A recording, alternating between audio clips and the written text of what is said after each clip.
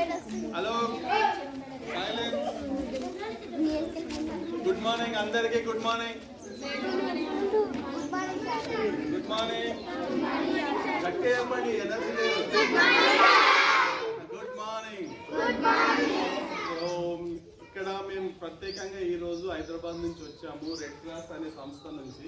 Red cross అంటే ఏంటంటే ఎవరికైనా ఏం ఐడియా లేదు కదా, నేను చెప్తున్నాను. రెడ్ క్రాస్ అంటే ఇది 1863లో స్థాపించబడింది జెనీవాలో, స్విట్జర్లాండ్లో.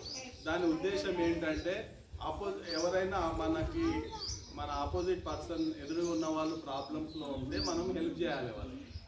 అర్థమైందా?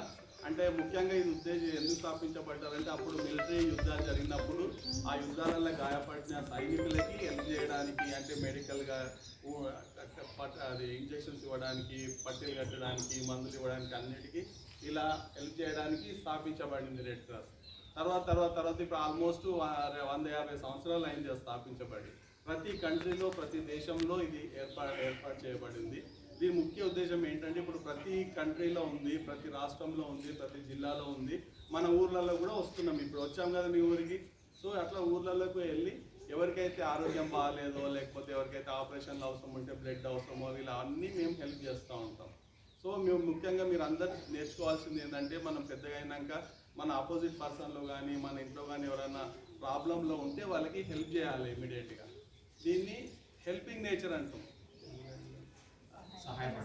సహాయపడాలి ప్రతి ఒక్కరికి. నాదే ఇది, నేను ఆపోజిట్ వాడు ఎట్లున్నా పోవాల్సిన సంబంధం లేదని ఊరుకోవద్దు.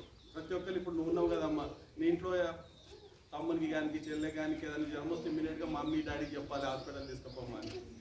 మా ఫ్రెండ్కి స్కూల్లో చదువుకుంటున్నారు, ఏదైనా ప్రాబ్లం వస్తే టీచర్లకు చెప్పాలి ఇమీడియట్గా వీళ్ళకి సాయం అవసరం మేడం అని. అట్లా ప్రతి ఒక్కరు ముందుకు రావాలి సాయం చేయడానికి. చిన్నపిల్లలు మీకు అర్థమవుతుందా ఏమన్నా? మీ ఫ్రెండ్స్కి హెల్ప్ చేస్తారా? ప్రాబ్లంలో ఉన్న వాళ్ళకి హెల్ప్ చేస్తారా? అలా చేయాలి. సో దాని ముఖ్య ఉద్దేశం ఈరోజు మీ ఆ స్కూల్లో ఒక చిన్న క్యాంప్, మెడికల్ క్యాంప్ పెట్టి మీకు ఎవరికన్నా ఏది ఉన్నా చెప్పండి డాక్టర్కి. మీకు ఏదైనా ఫీలింగ్ అంటే జ్వరం వచ్చినట్టున్నా కానీ, లేకుంటే దాని స్క్రాచింగ్ అన్నా, ఎలర్జీ డిసీజెస్ ఉన్నా కానీ, కాళ్ళ నొప్పులు ఉన్నా, కాఫ్ ఉన్నా, దగ్గున్నా, ఏదున్నా డాక్టర్లకు చెప్పండి, వాళ్ళు మందులు ఇస్తారు. సరేనా? సో ఈ అవకాశం ఇచ్చిన టీచర్లకు అందరికీ మీ సారు స్వామి వెంకట స్వామి గారికి చాలా చాలా ధన్యవాదాలు. మీరు అందరినీ ఒక్కొక్కరిని లైన్గా పిలుస్తాం, ఒక్కొక్క క్లాస్ని 10th, 7th, 6th, 5th అలా పిలుస్తాం. వచ్చి మీరు చూపించుకొని డాక్టర్ దగ్గర మందులు తీసుకోండి. సరేనా చిల్డ్రన్? ఏమైనా డౌట్స్ ఉన్నాయా? రెడ్ క్రాస్ గురించి ఏమన్నా కొంచెం అర్థమైందా? ఒకసారి నువ్వు చెప్పు, ఏమర్థమైంది రెడ్ క్రాస్ గురించి? నువ్వే ఏం పేరు నీ?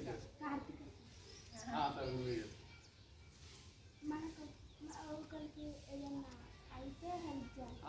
Very good. ఇంకా చిన్న ఏ హెల్ప్ అయినా ఇంట్లో కానీ, బయట కానీ, రోడ్ నడిచేటప్పుడు కానీ, బస్సులో ఉన్నప్పుడు, ట్రైన్లో ఉన్నప్పుడు, సైకిల్ ఎక్కడ ఉన్నా కానీ మన ఆపోజిట్ వాళ్ళకి ఏదన్నా కానీ చిన్న అంటే ప్రాబ్లమ్స్ ఉంటే మనం ముందుకు రావాలి సాయం చేయడానికి. అప్పుడు ఆటోమేటిక్గా మనకు కూడా ఏదన్నా అయినప్పుడు ఆపోజిట్ వాళ్ళు వస్తారు. అలా సాయం చేసుకుంటూ పోతే సంస్థ అనేది బాగుపడుతుంది. మేమందరం రెడ్ క్రాస్ నుంచి మెడికల్గా ఎప్పుడు సాయం చేస్తూ ఉంటాం, ఊర్లలో, డిస్ట్రిక్ట్లలో, స్టేట్లలో, కంట్రీస్లో. ఎప్పుడు ఏర్పడబడింది రెడ్ క్రాస్ సంవత్సరం చెప్పిన ఎవరికైనా గుర్తుందా? 1863. Very good. ఎవరు చెప్పారు? 50 అన్నా కానీ ఎవరో ముఖ్యం గుర్తుంది. సో మాది ఇది state head quarters Hyderabad madam. So ప్రతి